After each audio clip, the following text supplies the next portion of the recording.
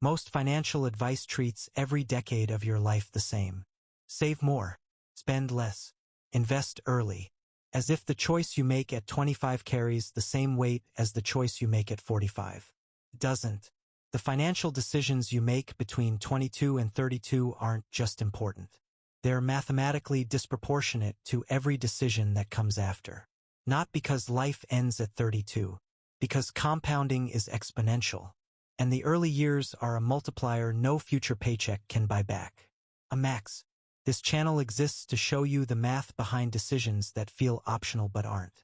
If finance has ever felt like a moving target, subscribe. We make it stop moving. Today, 4 mechanisms that make your 20s the most expensive decade you'll ever live through. And you won't see the bill until you can't pay it. Here's the paradox most people never confront. $1 saved at 25 looks exactly like $1 saved at 35. Same dollar. Same person. Same account. The math should treat them the same. It doesn't. And the difference isn't small. At 7% annual return, $1 invested at 25 becomes about $15 by 65. The same dollar invested at 35 becomes $7.60. Half. You lose half the outcome by waiting 10 years. This is not a moral failure. It's not laziness. It's geometry. Compounding curves upward, and the first decade is the steepest part. But compound interest is only the first mechanism. There are 3 more, and they're worse. Compound asymmetry, habit calcification, the lifestyle floor, and opportunity debt. A bill you're already accumulating without knowing it exists. Let's start with the one you can prove with a calculator. Mechanism 1. Compound asymmetry. Compound interest doesn't grow in a straight line. It grows like a curve that ignores you politely for years. Then it accelerates so hard the last decade does more work than the first 3 combined. That's the geometry, and it has consequences for when you start. National Bureau of Economic Research Analysis found that delaying retirement contributions by 10 years cuts your final balance by 25 to 35%. Even with the same contribution amount later. Same discipline, different outcome. Same money. Same return. Same plan. Just delayed. And here's the wage side. The Bureau of Labor Statistics shows median weekly earnings for workers in their late 20s sit around $1,120.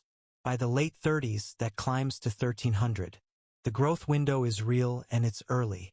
That growth slows dramatically after 45. The window of steepest earnings growth and steepest compounding opportunity is the same decade. The Bureau of Labor Statistics tracked one cohort across decades.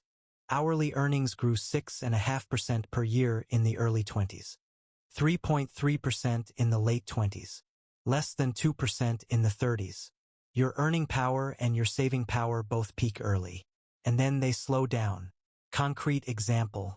Jordan invests $200 a month starting at 25. Tyler does the exact same thing, starting at 35.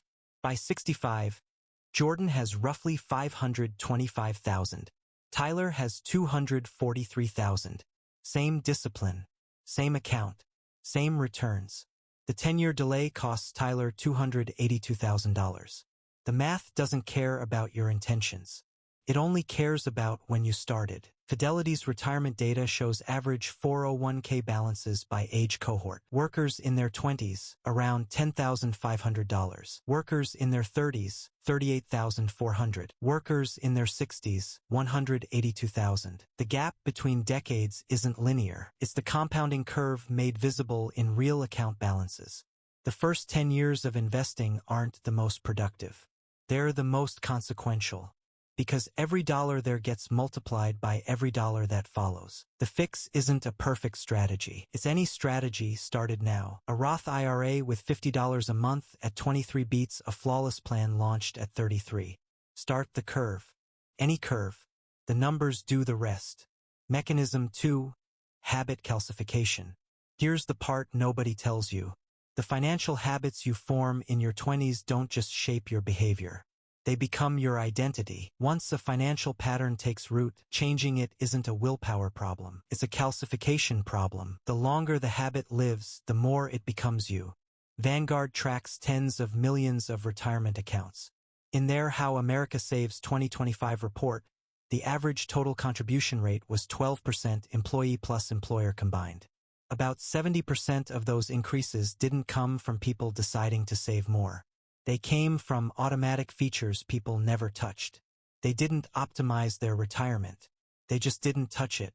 Same result. Concrete example. Sarah starts a job at 22. HR enrolls her automatically at 3% with 1% annual escalation. She never changes the setting.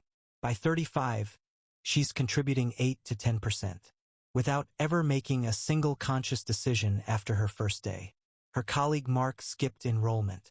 Planned to set it up later. 10 years later, he's at 2%. The 5 minutes Sarah didn't spend in HR shaped her entire financial decade. You didn't choose to be predictable. The default did. Kahneman, Netsch, and Thaler documented this in 1991.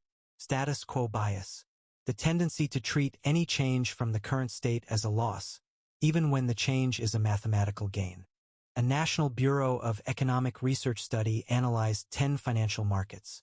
Decision quality peaks around age 53. The authors note the pattern may reflect both age and cohort effects. But the direction is clear. The implication holds. The decisions you're making right now are statistically the worst ones you'll ever make, which is exactly why setting up the right defaults now matters so much. The same study found that younger adults in their 20s and early 30s pay higher interest rates and more fees across 10 different financial products. Mortgages, auto loans, credit cards, the pattern held across all of them. Not because they're careless, because they haven't developed the pattern recognition yet. And those early mistakes compound just like the good decisions do. The fix: don't rely on future you to fix present you. Auto-deposit, auto-invest, auto-escalate. Let the bias work for you instead of against you. Mechanism 3. The lifestyle floor. The lifestyle you build in your 20s becomes the floor your 30s and 40s have to stand on. And floors don't lower easily. The first apartment you rent, the first car you buy, the first restaurant routine you settle into, these aren't choices, they're anchors. The Bureau of Labor Statistics tracks household spending by age. Between 25 to 34 and 35 to 44, total spending rises by 25%. Housing rises 19%. Food rises 27%. Transportation rises 21%. These are household units, marriage, kids, bigger homes all contribute. But the pattern is clear. Fixed costs ratchet upward. They don't ratchet back down. Concrete example. Marcus gets a raise of $800 a month at 28. He moves into a nicer apartment, new gym membership, better groceries. 32, he tries to cut back, move smaller, cancel the gym, buy cheaper groceries. And here's the part he didn't expect. It doesn't feel like returning to normal. Feels like loss. Bowman, Meinhardt, and Rabin modeled this in 1999. Once consumption levels are established, reducing them is felt as loss, not as neutral adjustment. Kasagi and Rabin formalized this in 2009. People are loss-averse over news about their future consumption. Meaning once you expect a certain standard of living, anything below it registers as a setback, not a return to baseline. Ditella, Heiskindenu, and McCulloch tracked happiness in panel data. Income increases give you a boost.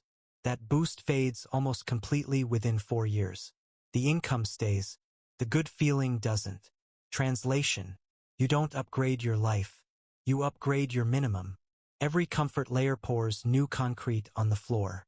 Once it sets, going below it costs more emotionally than going above it costs financially. The fix: capture a portion of every raise before your lifestyle adjusts. Direct deposit increases into investments before they hit your checking account. The floor only rises if you let it rise. The timing matters. The moment money hits your checking account, it starts acquiring obligations. Move it to investments before that happens, and those obligations never form. Mechanism 4. Opportunity debt. This is the one you can't see. And because you can't see it, you don't pay it.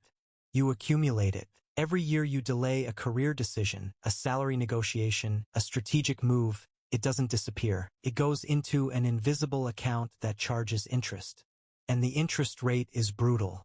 Because every raise from your career is a percentage of what you already make. Concrete example. Priya gets her first offer at 23, 52,000. The market range was 52 to 58. She doesn't negotiate, she accepts. Babcock and Laschever documented that among Carnegie Mellon graduates, 57% of men negotiated their first offer. 7% of women did. Those who negotiated received 7.4% more on average. Sounds small. Except every raise after that is calculated as a percentage of that starting base. The gap compounds. Priya doesn't know the bill is running. She just knows that 10 years later, she feels behind. And she can't explain why. Because the bill doesn't come in the mail. It comes in the form of a ceiling she can't see. This is what economists mean when they talk about trajectory versus effort. Two people can work equally hard, make equally good decisions after year one, and end up at very different places. Because the starting rung compounds, not just in finance, in career, in networks, in options available to you. Harvard's Opportunity Insights project mapped lifetime earnings at age 35 by childhood, neighborhood, and early career context. The finding is consistent. Where and how you start is a powerful predictor of where you land, even decades later. OECD research found that graduates entering weaker labor markets earned about 8% less in year one, 3.5% less after 5 years, with the gap fading slowly over roughly a decade. She's not underpaid because she's bad at her job. She's underpaid because she was polite once in 2015. Researchers call this scarring. Haney and Creasy in 2025 found that early career low status starts associate with weaker employment outcomes and lower occupational status, even after behavior changes. The fix, every early decision, first salary, first contribution rate, first negotiation, gets the same weight as a major financial investment, because that's exactly what it is. Now, I have to be honest about something, because if I don't say it, this argument falls apart. Your 20s are not destiny. People recover from late starts. People rebuild after job losses, divorces, illness, bad first jobs. The math of compounding doesn't require you to have started at 22. It just rewards you more if you did. Someone who starts seriously investing at 35 will still build wealth. Probably less than the person who started at 25. But not zero. Not nothing. And the structural piece matters too. Wages, housing, healthcare, student debt, these aren't individual choices. They're systemic conditions. A great financial habit doesn't override a broken job market. That's real. And it deserves to be said. The research on scarring also shows something else. The effects fade over time with deliberate action. They don't disappear instantly, but they diminish. Which means the best time to start was 10 years ago. The second best time is now. That's not a cliché. It's what the compounding math actually says. The framing isn't, your 20s decide everything, full stop. The framing is, your 20s have leverage no other decade has. Use what's left of yours, and if your 20s are over, start the next decade like it's the most leveraged one you've got left. Because compared to 10 years from now, it is. For moves you can make in the next 30 days. 1. Open a Roth IRA. $50 a month is enough. The amount is symbolic. The act is structural. 2. If your job has a 401k with auto-escalation, enable it. If it doesn't, set a calendar reminder to raise your contribution 1% every January. 3. Pre-commit half of every future raise to investments before lifestyle inflation catches it. Direct deposit into a brokerage account makes this automatic. 4. Look up the salary range for your role on the Bureau of Labor Statistics. Once per year. Know what your market pays. That number is your starting point for every negotiation. And a bonus move 0. Before you do any of the 4, open a small emergency fund. 3 months of expenses. A single job loss or medical bill shouldn't force you to sell investments early. The fund protects the curve. None of these are dramatic. That's the point. Small enough that you can do them. Large enough that the compounding does the rest. If you want to understand why defaults calcify into identity, a book worth reading is Atomic Habits by James Clear. It's not a finance book. It's a habit book. But it explains how small early choices become invisible systems that run your life. Affiliate link below. I earn a small commission if you buy through it. Most financial advice treats every decade of your life the same. It shouldn't, because the math doesn't. Compound asymmetry, habit calcification, the lifestyle floor, opportunity debt. Four mechanisms, and all four point at the same window of time. Wherever you are in that window or just outside it, the leverage hasn't disappeared. It's just smaller than it was last year, and bigger than it'll be next year. This isn't a guilt trip about choices you've already made. It's a clarity tool for the next decision. The compounding of money is just a mirror. What it's really reflecting is compounding of decisions, the choices that become habits, the habits that become floors, the delays that become debt. Every decade builds on the one before it. The question isn't whether the math is working. It's always working. The question is whether it's working for you, or just quietly compounding the status quo you inherited by default. The people who win this game don't win because they were smarter. They win because they started earlier and let the math do the heavy lifting. You can't out-earn a late start. You can only outstart one.